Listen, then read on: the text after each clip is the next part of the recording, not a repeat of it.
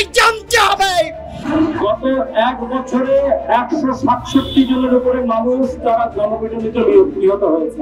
আজকের এই দিনে নতুন বাংলাদেশে জুলাই পরবর্তী সময়ে আমরা যে এই ব্যানারে দাঁড়াতে হবে, এইটা তো কখনোই কাম্য ছিল না।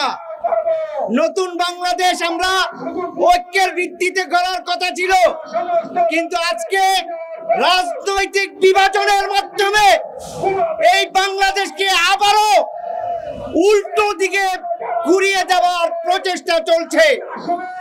এই যে মব ভায়োলেন্সের কথা বলা হচ্ছে, এই যে মিটফুটের মতো ঘটনা ঘটছে, এই যে খুলনায় এবং চাঁদপুরে যে ঘটনা ঘটছে, কোন ঘটনাকেই ভিন্নভাবে দেখার কোনো সুযোগ নেই।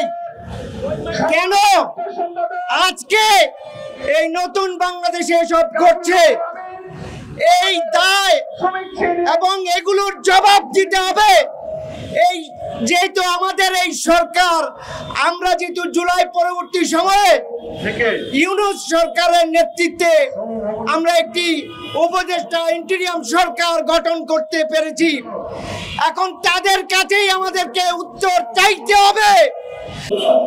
ব্যবসায়ীদের কাছ থেকে জোর করে টাকা আদায় করা হবে না, কিন্তু আমরা এক বছর এখনো শেষ হয় নাই, শহীদদের রক্তের দাগ শুকায় নাই, আহতদের চোখের জল শুকায় নাই, যারা চিকিৎসায় আছে তাদের আহাজারি এখনো বন্ধ হয় নাই, কিন্তু গোটা দেশ আবার নতুন করে সন্ত্রাসের কবলে কবলিত হয়েছে।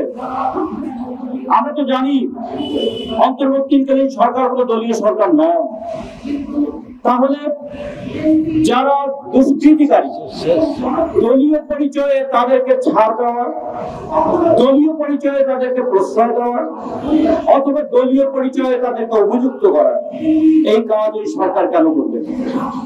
এই সরকারের মধ্যে এই ম্যান্ডেটটা আছে।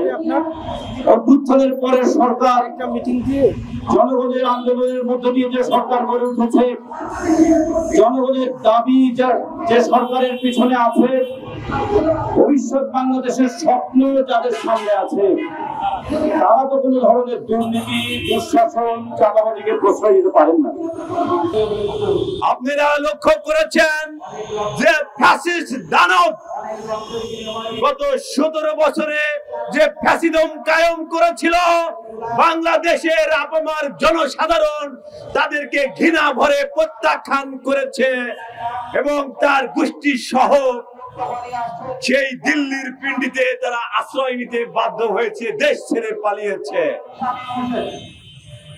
কিন্তু সেই স্বৈরাচারের প্রেতাত্মারা এখনো আমাদের মসজিদকে ঘুরে বেড়াচ্ছে। সেই স্বৈরাচারের প্রেতাত্মাদের আমরা হুঁশিয়ার করে বলে দিতে চাই, এখনো এদেশের মানবাধিকার আন্দোলনের নেতৃবৃন্দ, এদেশের বাংলাদেশি যারা বাংলাদেশকে যারা ধারণ করে সেই বাংলাদেশের রাজনীতিবিদ, এদেশের সামাজিক আন্দোলনের নেতৃবৃন্দ, জুলাই যোদ্ধারা এখনো ঘুমিয়ে পড়ে নাই।